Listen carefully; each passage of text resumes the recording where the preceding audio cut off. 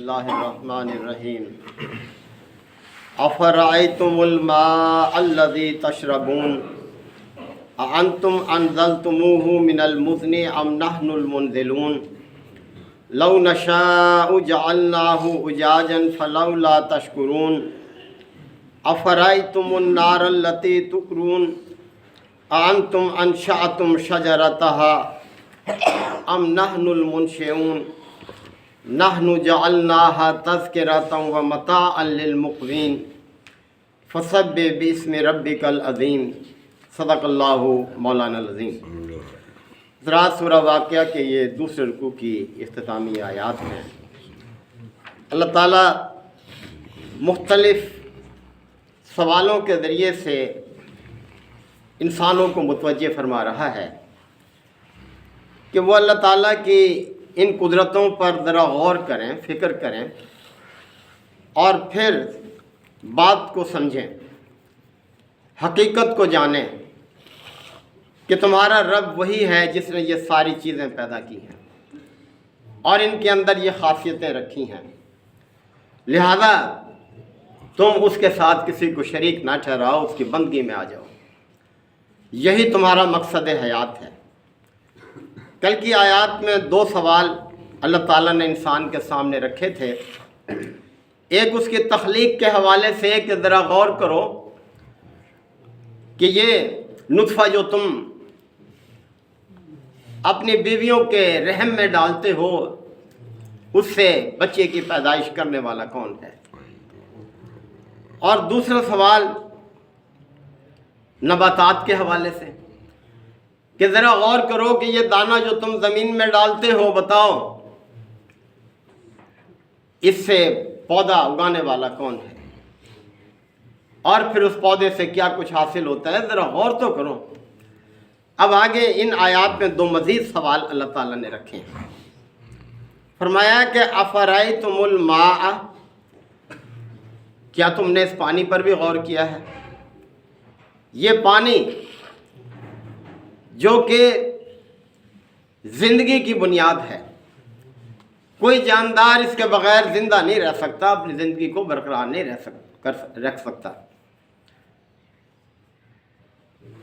الذی تشربون، جسے تم پیتے ہو، جس سے تم سیراب ہوتے ہو، کیا اس پانی پر بھی غور کیا ہے؟ اللہ تعالیٰ نے دیکھے کتنا پانی پیدا کیا ہے۔ اس زمین کا 2/3 حصہ جو ہے وہ سمندروں نے ڈھانپا ہوا ہے، سمندر ہے، اس پر کتنی کثرت کے ساتھ پانی ہے۔ صرف 1/3 حصہ ہے جو خشکی کا ہے، جس پر انسان رہتا ہے، اور اس خشکی کے حصے پر بھی آپ دیکھ لیں کہ دریا ہیں، سمندر ہیں، گلیشیئر ہیں، زمین کے نیچے ہے، فضا میں ہے، ہر جگہ موجود ہے۔ تو سوال کر کے جھنجھوڑا ہے انسان کو کہ افرأیتم الماء الذی تشربون، کیا تم نے اس پانی پر بھی غور کیا ہے جسے تم پیتے ہو، جس سے سیراب ہوتے ہو، کہ کتنی کثرت کے ساتھ اللہ تعالیٰ نے یہ رکھا ہے۔ یعنی پچھلی آیت میں تو اللہ تعالیٰ نے کھانے کی چیز کا، یعنی رزق کا بندوبست جو کیا ہے اس کا ذکر تھا، وہ سوال تھا کہ جو دانہ تم زمین میں ڈالتے ہو، دیکھو وہ کون اس کو اگاتا ہے، کون فصل کی شکل دیتا ہے، کون اس میں سے غلہ پیدا کرتا ہے۔ اب پینے کے حوالے سے ہے کہ اگر یہ پانی نہ ہو تو یہ غلہ بھی نہ ہو، کتنا اس نے تم پر کرم کیا ہے۔ اور اس کی ترکیب کو دیکھو، یعنی اس کے جو اجزاء ہیں اللہ نے کیا رکھے ہیں، جو سائنس پڑھتے ہیں جانتے ہیں کہ 2 عناصر کا مجموعہ ہے، ہائیڈروجن ہے اور آکسیجن ہے۔ دونوں عناصر کے جو اپنے خواص ہیں وہ اس سے بالکل متضاد ہیں۔ آکسیجن جو ہے وہ جلنے میں مدد دیتی ہے، اس کے بغیر کوئی چیز جل نہیں سکتی۔ موم بتی جلائیں وہ جلے گی، دیکھیں، لیکن اس کے اوپر گلاس رکھ دیں، آپ دیکھیں گے وہ فوراً بجھ جائے گی، کہ جب اسے یہ آکسیجن نہیں ملتی تو وہ جل نہیں سکتی۔ ہائیڈروجن ہے، ہم بناتے ہیں، بچوں کو دکھاتے ہیں، دیا سلائی لے جاتے ہیں، دھماکے سے بھگ سے جل جاتی ہے، لیکن اللہ نے ان کو جب ملا دیا تو یہ پانی بجھاتا ہے جلتی ہوئی چیزوں کو۔ تو کیا تم نے کبھی اس پانی کی حقیقت پر بھی غور کیا ہے جسے تم پیتے ہو، کہ اور کتنے مفاد اللہ تعالیٰ نے اس میں رکھ دی ہیں؟ اور پھر اس پانی میں دیکھیں کیا خاصیت ہے کہ کتنی چیزوں کو یعنی بہت اچھا سالوبل ہے یہ، محلل ہے یہ، کتنی چیزوں کو اپنے اندر حل کرنے کی صلاحیت رکھتا ہے. اور پھر گرم کرو تو اس کے جو اجزاء ہیں اصل وہی اڑ کر جاتے ہیں، وہ ساری کثافتیں نیچے رہ جاتی ہیں، کسی کو ساتھ لے کر نہیں جاتا. تو فرمایا کہ کیا یہ پانی جو تم پیتے ہو کبھی اس پر بھی غور کیا ہے؟ کتنی چیزوں کو اپنے اندر حل کر رہا ہے. اور پھر زمین سے یہ پودے جب جذب کرتے ہیں تو یہ ساری کھادیں وغیرہ فضول ہیں اگر پانی میں حل نہ ہو تو. کیسے پودا ان کو جذب کرے گا، کیسے اس سے اپنے نشو و نما کرے گا؟ وہ ساری چیزیں حل ہو کر چڑھتی ہیں، پودا نشو و نما پاتا ہے. تم زیادہ پیداوار حاصل کرتے ہو، کھاد کے ذریعے سے زیادہ تمہیں فائدہ ہوتا ہے، پھر اس کے ذریعے سے مادوں کو جذب کر کے جو ہے چلو. تو فرمایا کہ افرأیتم الماء الذی تشربون، کیا تم نے اس پانی پر بھی غور کیا ہے لوگوں جسے تم پیتے ہو؟ اانتم انزلتموہ من المزن، کیا اس کو بادلوں سے تم برساتے ہو؟ ام نحن المنزلون، یا اس کے برسانے والے ہم ہیں؟ کتنی اس نے دیکھے تمام کیا ہے.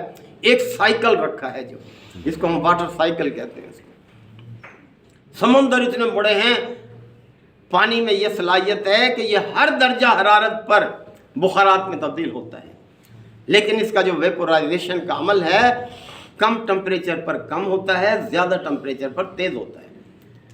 گرمیوں میں چونکہ زیادہ پانی کی بارش کی ضرورت ہوتی ہے لہذا تیزی سے بخارات میں تبدیل ہوتا ہے. اللہ تعالیٰ اس کو دیکھیں کس طرح سے ہواؤں کے ذریعے سے پھر لے جاتا ہے، جہاں اس کی حکمت ہوتی ہے وہاں برسا دیتا ہے.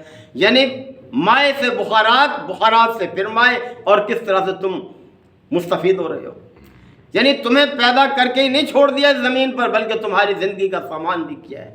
کس طرح سے تم اس کی حکمتوں سے، اس کی قدرتوں سے ہر آن مستفید ہو رہے ہو. بتاؤ کون سا لمحہ ہے کہ جب تم اس سے مستفید نہیں ہو رہے.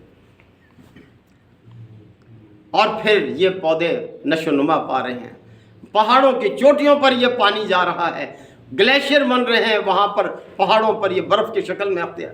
اللہ تعالیٰ ان کو تبدیل کر دیتا ہے. اور پھر جب وہاں سے پگھلتا ہے تو کیا ہے کہ ندی نالے بنتے ہیں، دریا بنتے ہیں، میدانی علاقے سیراب ہوتے ہیں. کیا یہ حکیمانہ نظام ہے؟ تمہاری آنکھیں نہیں ہیں؟ تمہیں عقل و شعور حاصل نہیں ہے کہ اس نے کیا اہتمام کیا ہے؟ اور جب اس نے کہا تمہیں کہ دوبارہ پیدا کروں گا، تم کہتے ہو یہ تو ممکن نہیں ہے. کتنے کمالات ہیں اس کی کائنات میں، غور تو کرو. اس نے یہ جو صلاحیتیں دی ہیں عقل کی، شعور کی، سوچ کی، سمجھ کی، انہیں تم کہاں استعمال کر رہے ہو؟ کیا کیسی بہکی بہکی باتیں کرتے ہو؟ اس قدرت والے کو اتنا تم نے عاجز سمجھ لیا ہے کہ وہ دوبارہ نہیں پیدا کر سکے گا جس نے تمہیں پہلے پیدا کر دیا. تو اس کو برسانے والے ہم ہیں یا تم ہو؟ بادلوں سے اس کو نازل کون کر رہا ہے؟ کس کے بس میں ہے؟ تم نے جو اس کے ساتھ دوسرے شریک ٹھہرا رکھے ہیں، ذرا غور تو کرو ان کا کیا کردار ہے، انہیں کیا قدرت حاصل ہے اس سارے کام میں جو تمہیں گنوائے جا رہے ہیں، تمہیں توجہ دلائی جا رہی ہے. لو نشاء لجعلناہ اجاجا، اگر ہم چاہیں تو اس کو سخت کھاری بنا دیں اس پانی کو. اور فلولا تشکرون، پھر تم شکر کیوں نہیں کرتے، شکر گزار کیوں نہیں ہوتے؟ یعنی وہی پانی، یعنی سمندر میں آپ دیکھیں ایسا ہے کہ اسے آپ پی نہیں سکتے، اس میں سے گلاس بھر کے لے ایک گھونٹ نہیں پی سکتے، اتنے اس کے اندر کثافتیں، نمکیات ہیں اس کے اندر. لیکن اللہ نے کیا صلاحیت رکھی ہے کہ جب یہ بخارات میں بدلتا ہے تو اپنے خالص اجزاء کے ساتھ ہی جاتا ہے، ساری امپیورٹیز جو ہوتی ہیں، جتنی کثافتیں ہیں وہیں چھوڑ جاتا ہے ان کو اپنے ساتھ نہیں. اور پھر خالص پانی برستا ہے جب آسمان سے بارش ہوتی ہے. تو تم اس بات پر غور نہیں کرتے. اللہ تعالیٰ فرمایا کہ لو نشاء، اگر ہم چاہیں، جعلناہ اجاجا، تو ہم اسے سخت کھاری بنا دیں اور تمہارے پینے کے قابل نہ رہے، نہ تم پی سکو نہ جانور پی سکو. کس طرح سے اللہ نے، اور تینوں حالتیں ہیں اس کی، مائع حالت میں بھی، بخارات کی حالت میں بھی، ٹھوس حالت میں بھی. ٹھوس حالت میں دیکھیں تبدیل کر رہے ہیں برف کے کارخانے، کس طرح سے یہ کلفیاں تیار ہو رہی ہیں، آئس کریم بن رہی ہیں، کس طرح سے انسان اللہ کی نعمتوں کو کس کس شکل میں اسی کی وجہ سے حاصل کر رہا ہے کہ پانی کو ٹھوس بننے کی صلاحیت اللہ نے آسانی سے دے دی ہے اس کو. اب ایک اور سوال اللہ تعالیٰ نے فلوٹ کیا ہے ہمارے سامنے فرمایا افرأیتم النار، کیا تم نے اس آگ پر بھی غور کیا ہے؟ یہ آگ جو تم اپنے گھروں میں جلاتے ہو، مستفید ہوتے ہو، افرأیتم النار التی تورون، کیا تم نے اس آگ پر بھی غور کیا ہے جو تم سلگاتے ہو، تورون جو تم جلاتے ہو؟ محترم بھائیو، اگر یہ آگ نہ ہوتی تو کیا انسان کی زندگی جانور کی زندگی سے مختلف ہو سکتی تھی؟ جس طرح جانور بغیر آگ کو استعمال کیے براہ راست کھا رہا ہے نباتات کو، گوشت کو، کچا گوشت کھاتا ہے، پرندے دانہ یہ ایسے چگتے ہیں، یہ کیا انسان ان سے مختلف ہوتا اگر یہ آگ نہ ہوتی؟ اس آگ کے ذریعے ہی انسان کیا کرتا ہے؟ پکاتا ہے، پکا کر کھاتا ہے۔ یہ سارے گندم اس کو آٹے میں تبدیل کر کے پکا کر روٹیاں بناتا ہے اس آگ کے ذریعے سے۔ یہ سارے بسکٹ، ساری بیکریاں، ساری صنعتیں، اور پھر انسان جتنی ایجادات کر رہا ہے سب کے سب یہ آگ کی بدولت ہے کہ انسان کے لیے دھاتیں پیدا کی ہیں، زمین کے نیچے معدنیات رکھی ہیں، انسان نکال کر ان کو پگھلاتا ہے اس آگ کے ذریعے سے، اور پھر ان سے وہ طرح طرح کی چیزیں بناتا ہے جس سے اس کی زندگی آسان ہو رہی ہے۔ یہ ساری ایجادات جو ہیں یہ دھاتوں کے ذریعے سے، پرزے بنتے ہیں، مشینری بنتی ہے، یہ ساری کتنا بڑا ایک پورا ایک انڈسٹری ہے، پوری ایک صنعت ہے، ساری کی ساری وسیع صنعت ہے۔ تو فرمایا کہ افرأیتم النار التی تورون، کیا تم نے اس آگ پر بھی غور کیا ہے جسے تم سلگاتے ہو؟ کتنے اس کے فوائد ہیں، کس طرح سے تم اس سے مستفید ہو رہے ہو، فائدہ اٹھا رہے ہو۔ انتم انشاتم شجرتھا، کیا ان کے درختوں کو تم نے پیدا کیا ہے جس درخت سے یہ جلا کر تم آگ بناتے ہو؟ ام نحن المنشئون، یا ان درختوں کے اگانے والے ہم ہیں؟ کس طرح سے اللہ تعالیٰ نے، دیکھیں درخت کی تو ایک مثال دی ہے، آگ اور بھی چیزیں ہیں، یہ گیس ہے، یہ تیل ہے، ان کے ذریعے بھی، اور پھر ان درختوں کے ذریعے صرف آگ ہی نہیں بلکہ ان درختوں سے انسان دیکھیں سایہ بھی حاصل کرتا ہے، ان درختوں سے تیل بھی نکلتا ہے، تیل، یہ سارا تیل جو ہم کھا رہے ہیں کیا ہے؟ نباتات سے تو نکل رہا ہے، یہ سارا کھانے والا تیل جو خوردنی تیل ہے، یہ سارا کوئی بنولے کے ذریعے، کوئی سرسوں کے ذریعے، کوئی کس طرح سے، یہ اللہ نے کیا ایک نظام رکھا ہے۔ کیوں تم نے عقلوں پر تالے ڈال رکھے ہیں؟ ان عقلوں سے وہ کام کیوں نہیں لیتے اللہ نے جو کام ان سے لینے کے لیے تمہیں دی ہیں؟ یہ شعور اور یہ فہم و فراست جو تمہیں دی ہے، کیا اسی لیے دی ہے کہ اللہ کے ساتھ دوسروں کو شریک کرو، ان کو حصہ دار بناؤ، ان کے آگے جھکو، ان سے اپنی مرادیں مانگو؟ تو اس لیے فرمایا افلا تشکرون، تم شکر نہیں کرتے پھر اس کا جس نے یہ چیزیں دی ہیں۔ نحن جعلناها تذکرۃ، ہم نے یہ سب چیزیں کیا بنائی ہیں؟ تذکرہ، سبق حاصل کرنے کے لیے، نصیحت حاصل کرنے کے لیے، سوچ اور فکر کو استعمال کرو اور اس کا پھر شکر ادا کرو، اور اس کا شکر کا سب سے بڑا انداز یہی ہے کہ اس پر ایمان لے آؤ، اس کے ساتھ کسی کو شریک نہ ٹھہراؤ، اس کی دعوت کو قبول کر لو، یہ سب سے بڑا شکر ہے۔ جو یہ نہیں کرتا وہ انتہائی ناشکرہ ہے اپنے رب کا، جو دوسروں کو اس کا شریک ٹھہراتا ہے۔ وَمَتَاعًا لِلْمُقْوِينَ، اور ہم نے ضرورت مندوں کے لیے اس کو کیا بنایا ہے؟ ذریعہ بنا، ان کی ضرورتیں پوری کرنے کا ذریعہ بنایا ہے۔ یعنی یہ ساری چیزیں جن کا ذکر کیا ہے، اس کو ہم نے حاجت مندوں کی حاجت پوری کرنے کا ذریعہ بنایا، جو ضرورت مند ہیں ان کی حاجت پوری ہے۔ تو محترم بھائیو، اللہ تعالیٰ نے جو احسانات کیے ہیں نا انسانوں پر، مخلوق پر، انسان شمار نہیں کر سکتا۔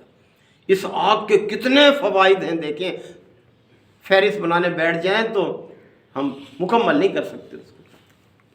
اللہ تعالیٰ ہم سب کو آیات کو سمجھنے کی عمل کی توفیق عطا فرمائے۔ الحمدللہ رب العالمین، الحمدللہ وکفا وسلام علی عبادہ الذین اصطفیٰ۔ ربنا آتنا فی الدنیا حسنہ وفی الآخرۃ حسنہ وقنا عذاب النار وادخلنا الجنۃ مع الابرار یا عزیز یا غفار یا رب العالمین۔ اللہم انک عفو کریم تحب العفو فاعف عنا۔